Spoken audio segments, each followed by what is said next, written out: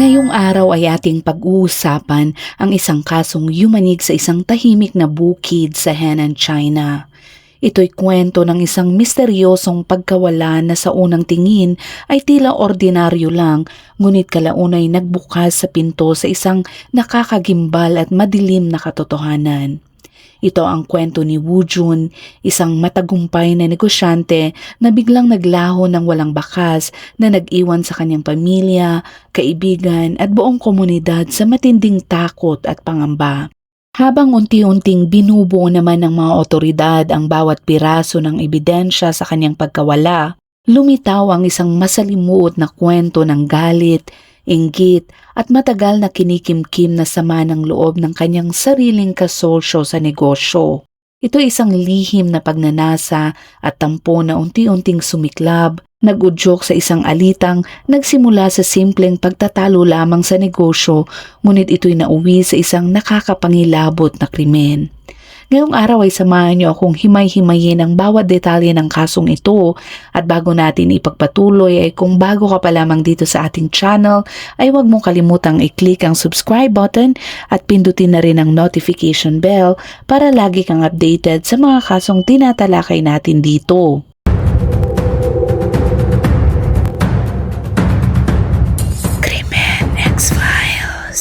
Sa isang umaga bago mag-Chinese New Year noong 2013, ang karaniwang abalang paghahanda para sa pista ay biglang nayanig ng isang agarang ulat sa lungsod ng Xinmi, lalawigan ng Henan. Hindi inaasahan ay nakatanggap ang mga pulisya ng isang report tungkol sa isang misteryosong pagkawala na nangyari mismo sa loob ng isang babuyan sa Nuding Township. Ang nawawala ay si Woo Jun, isang 50 taong gulang na lalaki, isang medyo matagumpay na negosyante na may karanasan sa pamumuhunan sa minahan ng carbon at kasalukuyang may-ari ng isang napakalaking babuyan na tinatayang nagkakahalaga ng milyong-milyong yuan. Ang nag-ulat ng insidenteng ito ay ang pangalawang nakakatandang kapatid ni Woo Jun. Nanginginig ang kanyang boses sa pag-aalala habang ikinukwento kung paano bigla na lang nawala ang kanyang nakababatang kapatid nang walang kahit anong bakas. May kung anong pakiramdam sa loob niya na paulit-ulit daw na bumubulong na may masamang nangyari dito. Agad na nagtungo ang mga investigador sa babuyan kung saan huling nakita si Woo Jun noong ika-31 ng Enero 2013. Pagdating sa bukid, halos lahat ay may kahina-hinalang detalye. Ang personal na sasakyan ni Woo Jun, ang kotse na karaniwan niyang ginagamit sa pagbiyahe, papunta at pabalik ng bayan na may layong 12 milya ay nakaparada pa rin at hindi nagamit ng ilang araw sa loob ng bakuran. Nakakabahala ito dahil kung kusa siyang umalis, hindi makatwirang iwan niya ang pinakamahalaga niyang paraan ng transportasyon. Habang mas lumalalim ang mga pagsusuri ng mga pulis, mas maraming kakaibang palatandaan ang natuklasan ng pulisya. Sa loob ng pribadong opisina ni Woo Jun sa pabuyan, nandoon pa rin ang pamilyar niyang pitakang gawa sa balat. Nang buksan at suriin ito, may laman pa itong 10,700 yuan na cash, mga bank card, mga dokumento ng pagkakakilanlan at mga susi ng sasakyan. Nagbigay rin ng mahalagang impormasyon ang pamilya ni Woo Jun tungkol sa kanyang pag-uugali. Kinumpirma nilang isa siyang napakaingat na tao na laging binibigyang halaga ang kanyang itsura. Palagi daw siyang maayos manamit at hindi kailanman lumalabas ng bahay nang hindi nagpapalit ng tamang damit o naghuhugas ng mukha. Kaya naman, ang katotohanang suot niya ang damit pang trabaho na may pulbos ng pagkain mula sa workshop ng pagproseso ng pagkain noong mismong araw ng kanyang pagkawala ay isang malinaw na salungat na detalye. Ipinahihiwatig nito na napilitan si Woo Jun na umalis sa babuyan sa hindi kanais-nais na kalagayan. Marahil dahil sa isang biglaang pangyayari na hindi niya pinaghandaan o mas malala pa ay dahil sa pamimilit mula sa mga taong nasa labas. Dagdag pa rito, hindi rin maaaring baliwalain ang pisikal na pangangatawan ni Woo Jun. May taas itong 6 na talampakan at bigat na 200 libra. Ito ay isang matibay at malusog na lalaking nasa gitnang edad. Kung talagang may planong pagdukot, tiyak na kailangan ng utak sa likod nito ang maingat na paghahanda kasama ang hindi bababa sa 2 hanggang 3 kasabwat at angkop na sasakyan upang makontrol ang isang taong may ganitong pisikal na kondisyon. Ngunit ang pinakakaibang detalye sa buong kwento ay ang naging kilos ng 2 mababangis na Tibetan Mastiff na inaalagaan niya sa loob ng babuyan.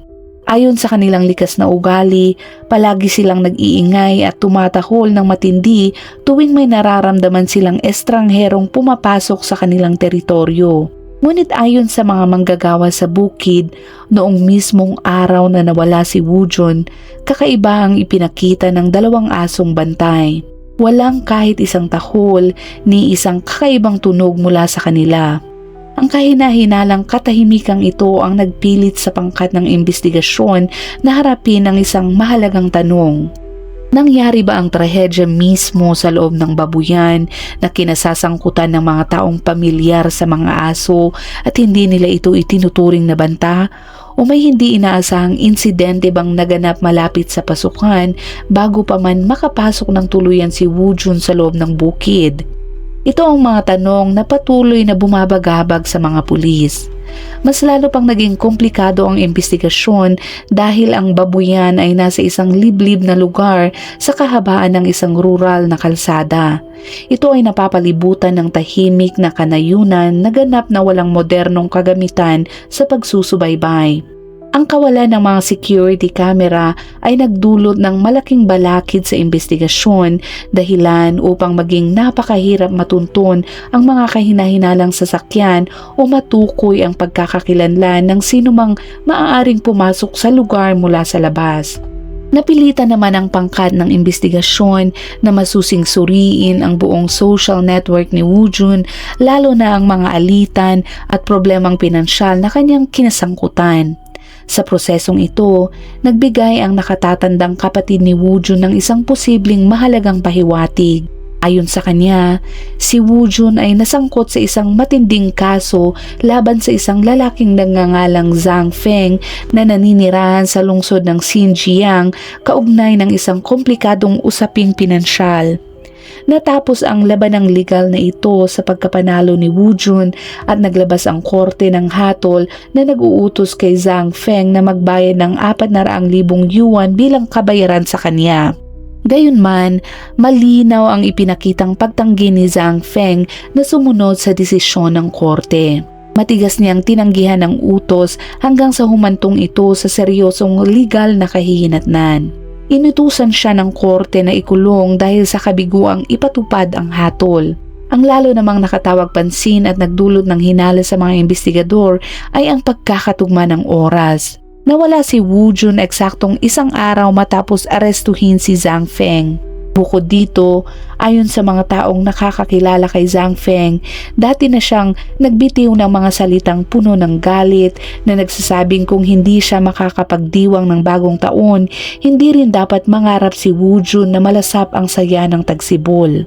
Hindi naman nag-atubili ang pulisya at agad na inimbestigahan si Zhang Feng. Nang ipaalam sa kanya ang misteryosong pagkawala ni Woo-jun, wala siyang ipinakitang pag-aalala o pagkagulat dito. Sa halip, malamig ang kanyang naging reaksyon. Nagbitaw pa siya ng masasakit na salita at sinasabing hinarap na raw ni Woo-jun ang bunga ng kanyang mga ginawa.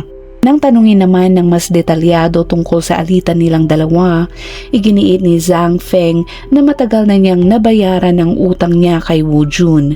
Ngunit dahil sa kapabayaan at pagkakalimuting kunin ang resibo bilang patunay, umano'y ginamit daw ito ni Woo-jun upang magsampa ng kaso laban sa kanya. Hindi rin itinago ni Zhang Feng ang matinding galit na nasa kanyang puso. Inamin niyang minsan na niyang naisip na bigyan si Woo-jun ng isang leksyon na hindi daw niya makakalimutan.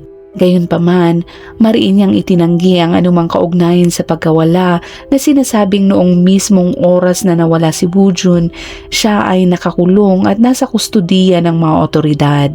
Upang naman matiyak ang katumpakan ng impormasyong ito, nagsagawa ang mga pulisya ng masusing beripikasyon.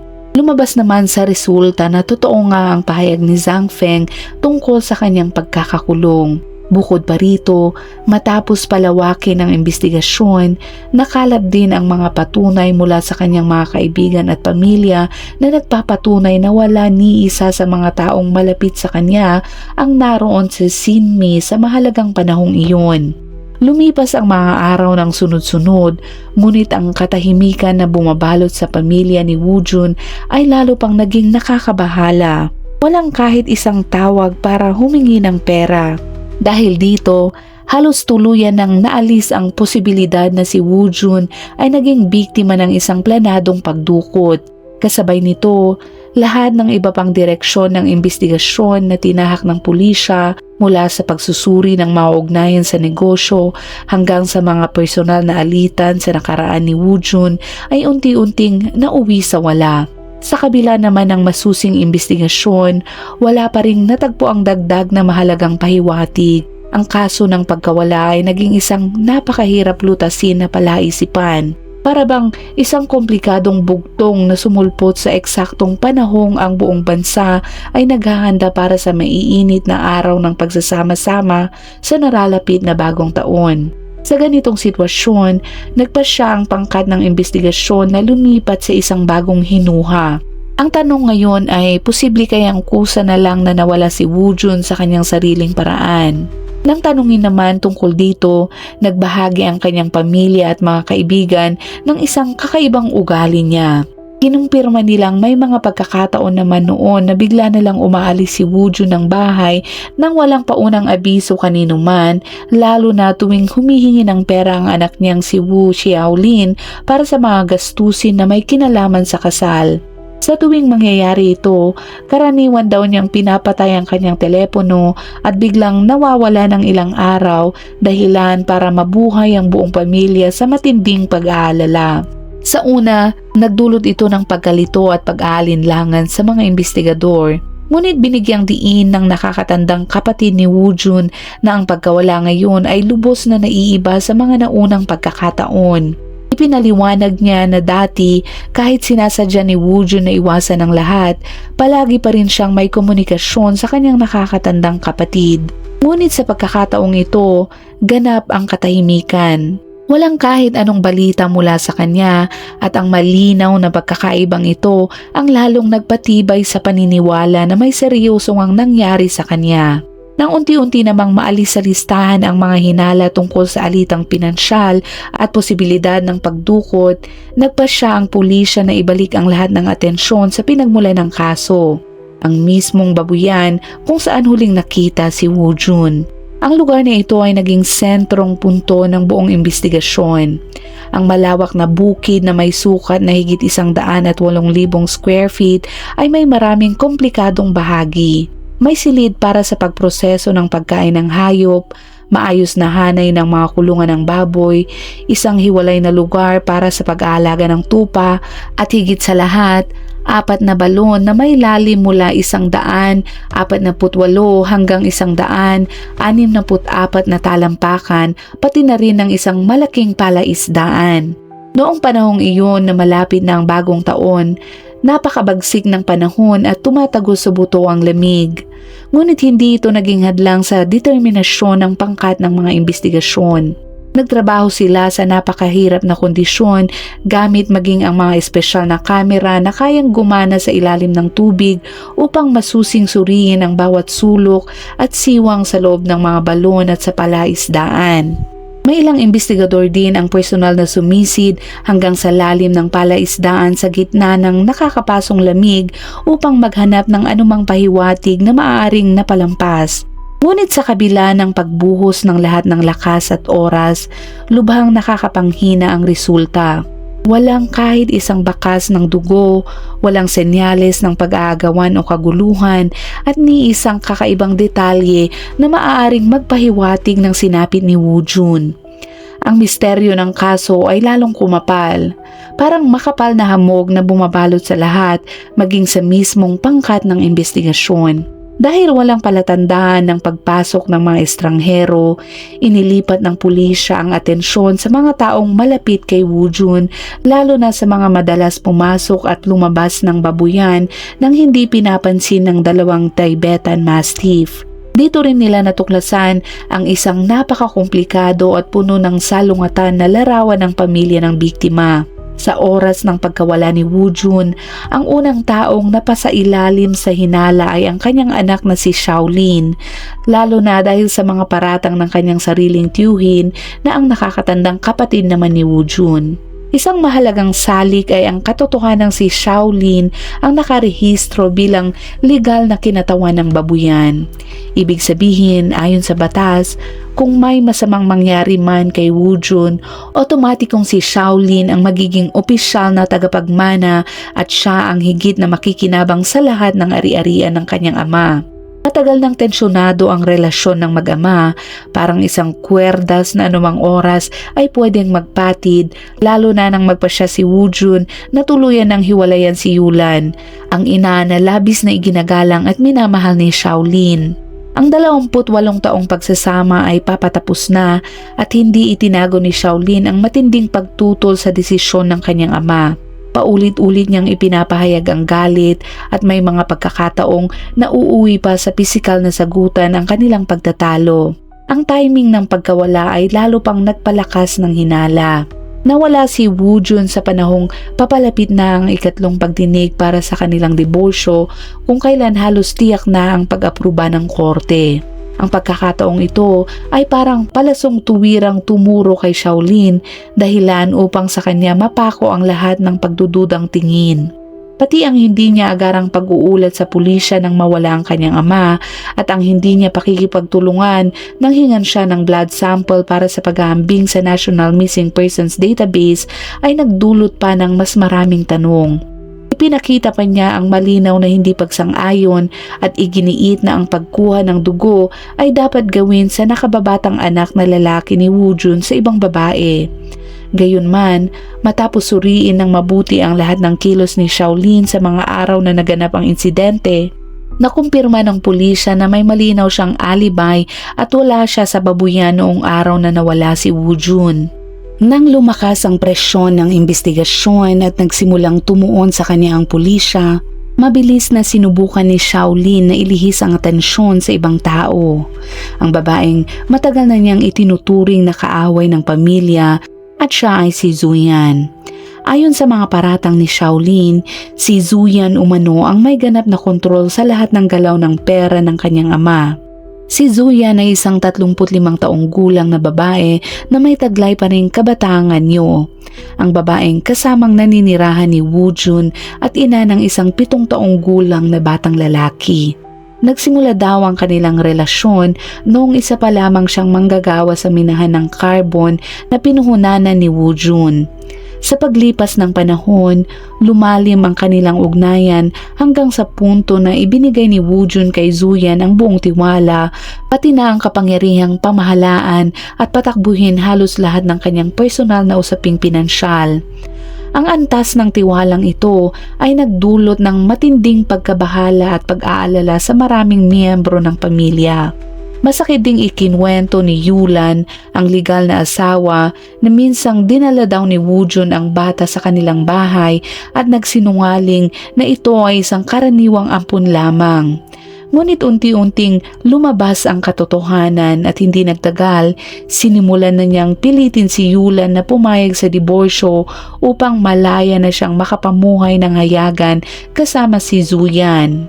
Ayon naman sa salaysay ni Zuyan, si Woo-jun ay isang taong labis na naniniwala sa pamahiin. Madalas daw siyang kumonsulta sa mga manghuhula upang humingi ng payo tungkol sa buhay at sa hinaharap. Sa isa sa mga pagpapahula, nakatanggap daw siya ng hula na ang batang anak na lalaki niya kay Zuyan ay magdadala ng malaking swerte at magkakaroon ng napakaliwanag na kinabukasan. Malaki ang naging epekto ng hulang ito sa pag-iisip at kilos ni Woo-jun. Mula noon, unti-unti niyang ibinuhos ang halos lahat ng pagmamahal at karamihan ng kanyang pera sa batang ito hanggang sa malinaw na naging paborito na niya ito. Ang masakit, Sa prosesong iyon, tila napabayaan niya si Shaolin at lalo pang nabiyak ang dati ng tensyonadong relasyon ng mag-ama. Bagamat hindi lantaran at opisyal ang relasyon ni Woo-jun at Zuyan, maingat pa ring sinuri ng pulisya ang lahat ng kilos ni Zuyan sa panahong nawala si Woo-jun. Lumabas sa resulta na may matibay siyang alibay na nagpapatunay na wala siya sa mga lugar na may kaugnayan sa insidente sa mahalagang oras na iyon. Sa pagtatanong, inamin ni Zuyan sa pulisya na tunay niyang mahal at pinapahalagan si Woo-jun. Pinagtibay din niya na wala siyang balak na gumawa ng anumang bagay na maaaring makasama sa kanya dahil siya ang tanging sandigan niya at ng kanyang batang anak. Sa huling pahayag ni Zuyan, nabanggit niya ang isang maliit ngunit mahalagang detalye. Bago daw mawala, mag-isa raw na pumunta si Woo-jun sa isang manghuhula at naglahad ng pag-aalala tungkol sa pera. Kinumpirma rin ng manghuhula na babalik daw ng ligtas si Woo-jun bago sumapit ang ikatlo o ika-4 na buwan ng kalendaryong lunar. Ngunit hindi naniwala ang pulisya sa hulang ito at lalo silang nabalisa. 8 araw na ang lumipas at habang papalapit na ang Chinese New Year, wala pa ring anumang bakas ni Woo-jun. Ang kaso ay naging isang buhol na napakahirap lutasin at mabigat ang pakiramdam ng buong pangkat ng investigasyon. Dumating ang Chinese New Year at para sa pulisya ng Shinmi, ito ay isang bagong taon na walang katahimikan. Nagpasya silang mag-iwan ng ilang pangunahing opisyal na naka-duty habang ang iba naman ay umuwi upang ipagdiwang ang unang araw ng bagong taon at pagkatapos ay agad silang bumalik sa kanilang trabaho.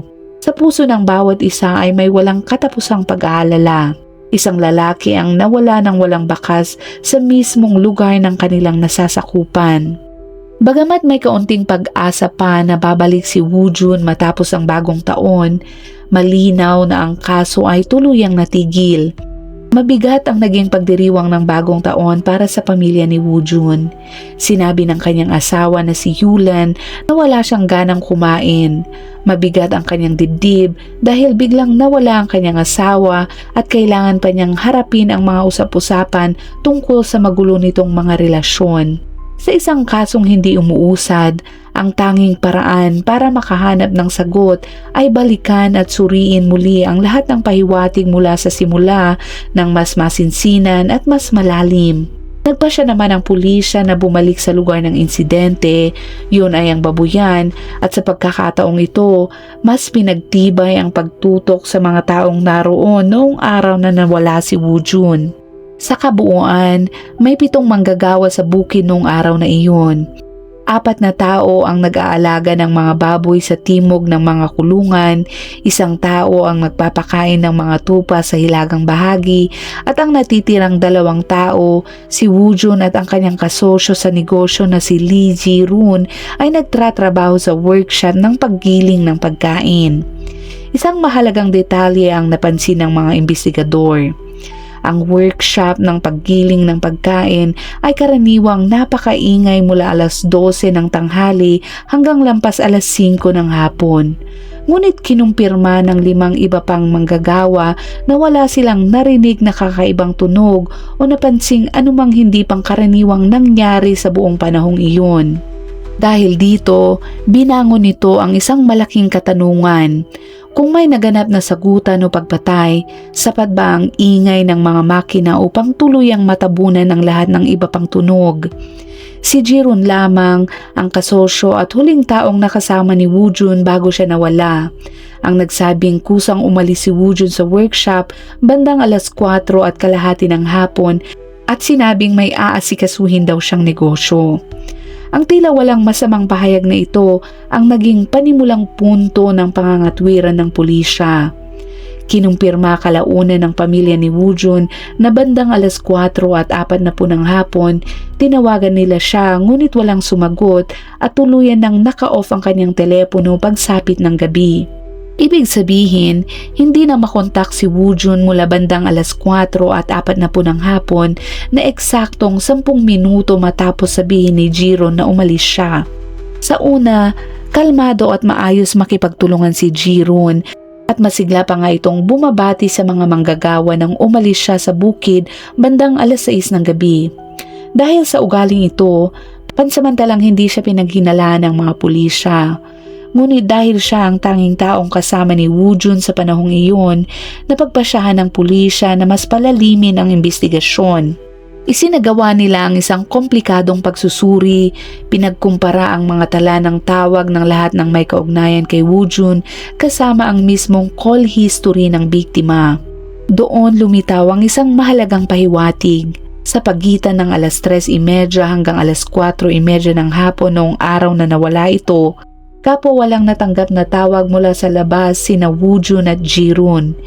Ito mismo ang takdang oras kung kailan silang dalawa ay magkasama sa workshop ng paggiling ng pagkain. Nagkataon namang masyadong bukas si Ji-Roon sa pagbibigay ng impormasyon, ikinwento pa ang tungkol sa kanyang tinuluyan at part-time na trabaho matapos umalis sa bukid. Ngunit dahil sa sobrang pagiging bukas na ito at sa katotohanang siya ang huling taong nakasama ng biktima, napilitan ang pulisya na magtanong na mas malalim. Ano ang nangyari noong silang dalawa na ang nasa loob ng workshop at bigla silang parehong natahimik sa labas ng mundo? Sa isang lihim na investigasyon, may isang kakilala si Ji-Roon ang nagbunyag na mayroon siyang SUV at ang sasakyang ito ay nakita raw sa bukid noong araw na nawala si Woo Jun. Agad naman na pinaghinalaan ng pulisya na maaaring ito ang ginamit sa paglipat ng katawan ng biktima.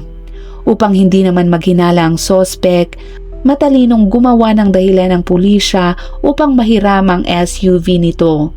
Sinabi nilang kailangan nila ito para mag-imbestiga ng mga pahiwatig tungkol kay Woo Jun sa ibang lalawigan at pumayag naman siya.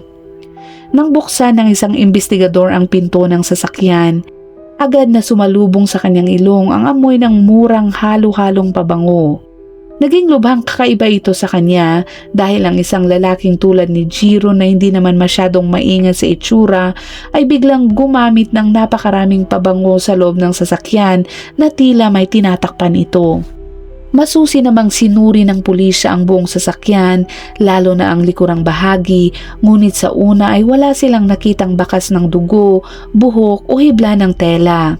Halos mawalan na sila ng pag-asa, ngunit may isang investigador ang yumuko upang masilipin ang pinakatagong bahagi sa ilalim ng gilid ng likurang pinto.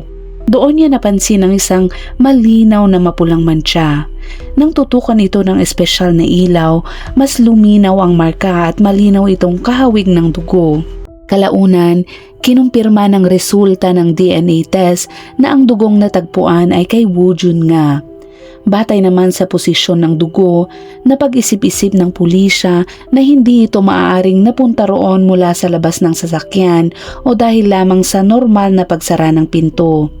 Maaari lamang itong mangyari kung may malaking bagay o malamang isang walang malay na katawan ang inilagay sa likurang bahagi ng sasakyan at inilipat. Ipinakita nito na napatay si Woo Jun at nailagay sa sasakyan habang siya ay wala ng malay. Dahil sa hindi matatawarang ebidensyang ito, malinaw na naitatag ang papel ni Ji-Roon bilang may sala.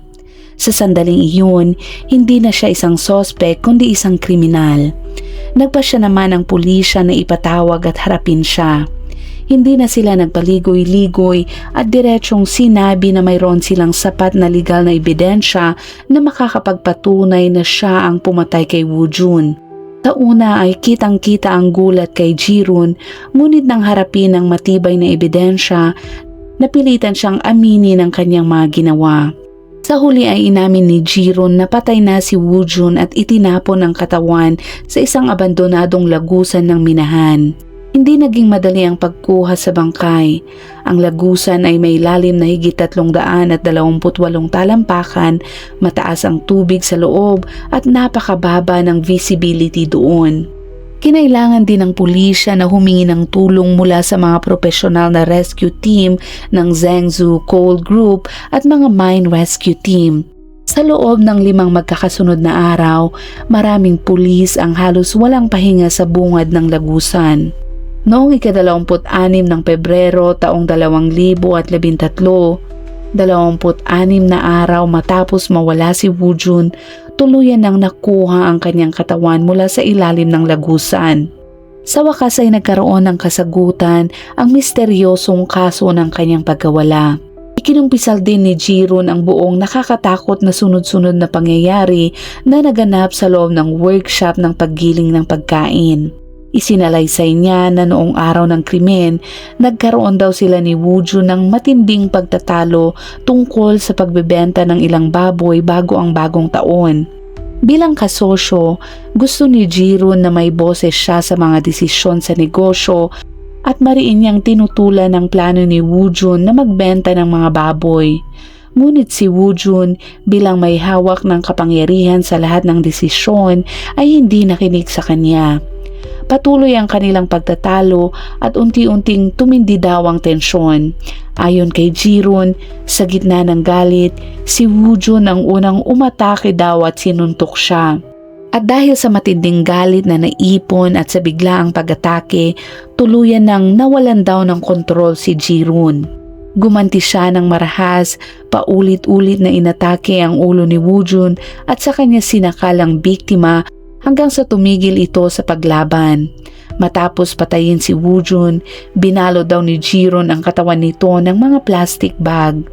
Nang may isang manggagawa na pumasok upang kumuha ng pagkain, hindi nila ito napansin.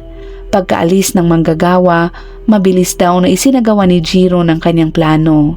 Inanday niya ang kanyang SUV mula sa harapang bakuran papunta sa bodega, naglatag ng 2 patong ng plastic bag sa likurang bahagi ng sasakyan at saka binuhat ang katawan ni Woojun at inilagay sa loob. Maingat niyang isinara ang pinto ng sasakyan, siniguro na wala ng taong nakapaligid at ibinalik ang sasakyan sa dati nitong pwesto. Pagkatapos nito, nagkunwari siyang walang nangyari at bumalik sa workshop ng paggiling ng pagkain upang magtrabahong muli.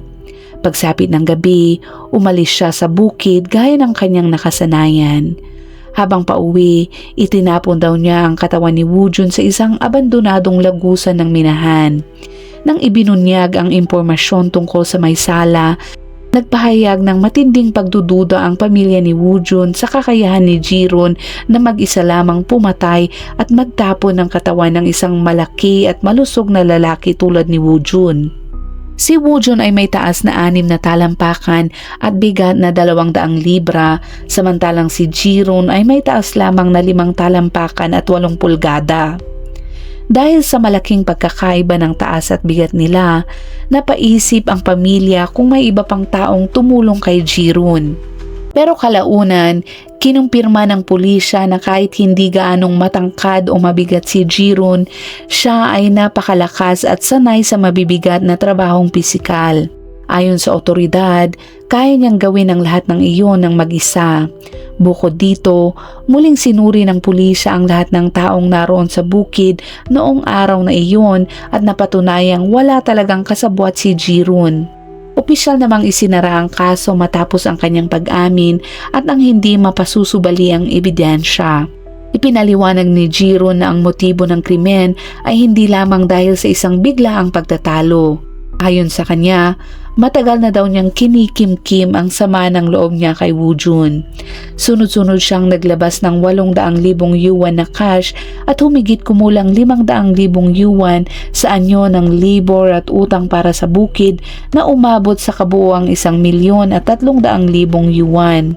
Ngunit sa loob daw ng halos 1 taon ng kanilang pagsasama sa negosyo, wala man lang siyang natanggap kahit 1 yuan na kita. Siya pa ang gumagastos sa sariling pagkain at gasolina at palaging kailangang magpakita kapag kailangan siya ni Woojun. Tiniis daw niya ang mainitin na ugali ni Woojun at ang madalas nitong pagbubunton ng galit sa kanya.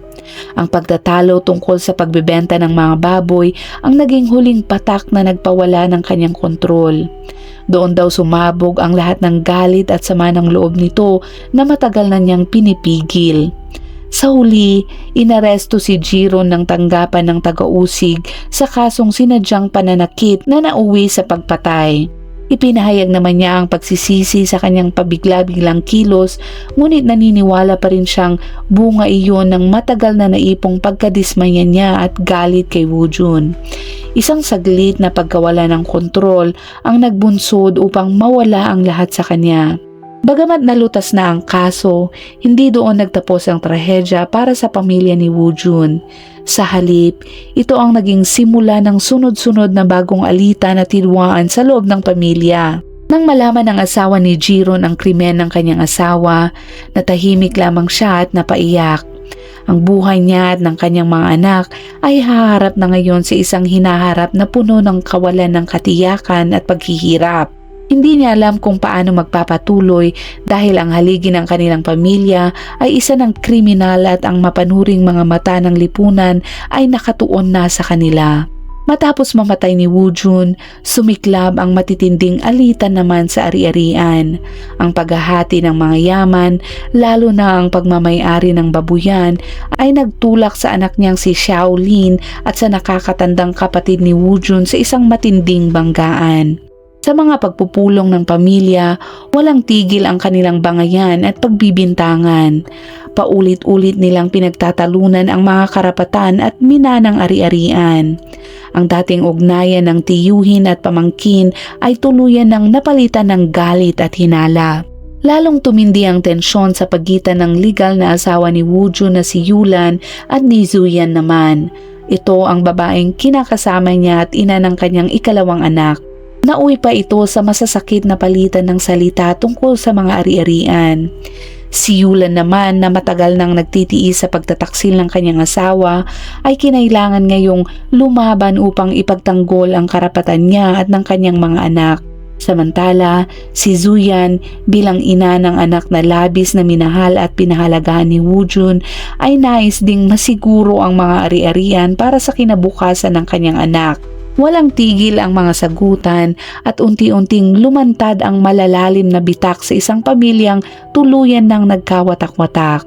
At diyan nagtatapos ang kasong tinalakay natin ngayon. Ito isang kaso ng isang matinding babala tungkol sa magiging bunga ng kasakiman at walang kontrol sa emosyon.